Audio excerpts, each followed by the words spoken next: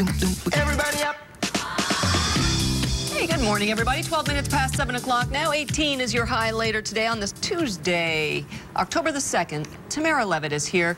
She is a teacher and an author, and her book is called Happiness Doesn't Come from Headstands. Good morning. Good morning. Good morning. It's great to have you here. So the premise of the book is that a young girl is trying to learn how to do a headstand, and she is struggling. Meant to teach kids what?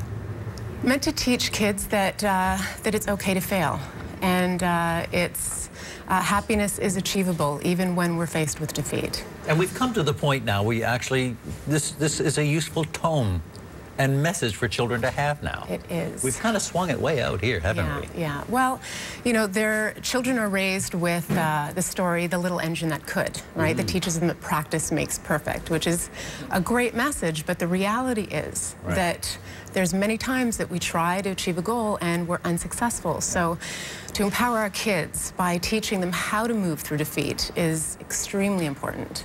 And some of the points that you give people, and these are, I love this one and try to keep it in mind, this first point, celebrate effort, not outcome. Well, we're so focused on the outcome that what children are learning is to equate their self-worth with achievement. So instead of just celebrating the outcome, celebrate the act of trying itself. And even when they're successful, place emphasis on the trying part.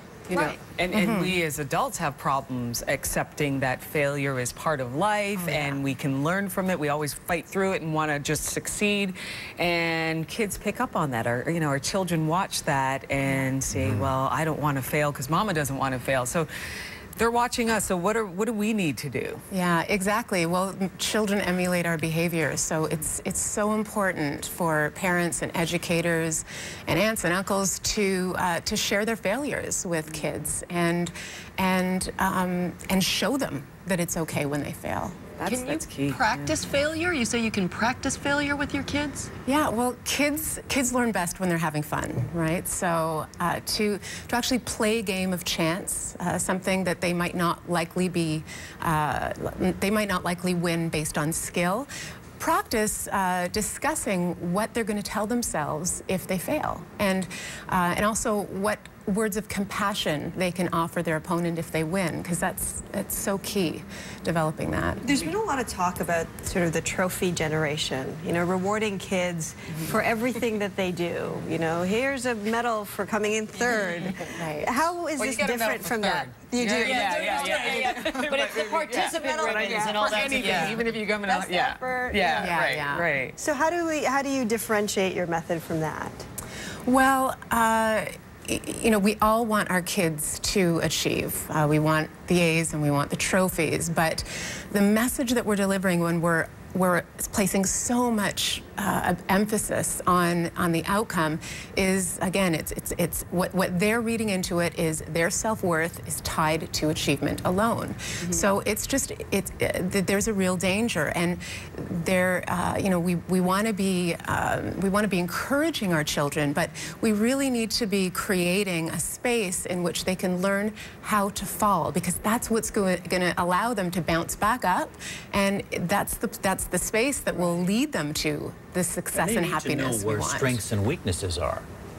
Not everybody is strong across the board, right? But people also, have strengths and weaknesses. That's right, and also when you get the constant pat on the back, very little feels fulfilling as they grow, because everything has received the pat on the back. Exactly. Yeah. So now, actual triumph doesn't seem to mean as much to them.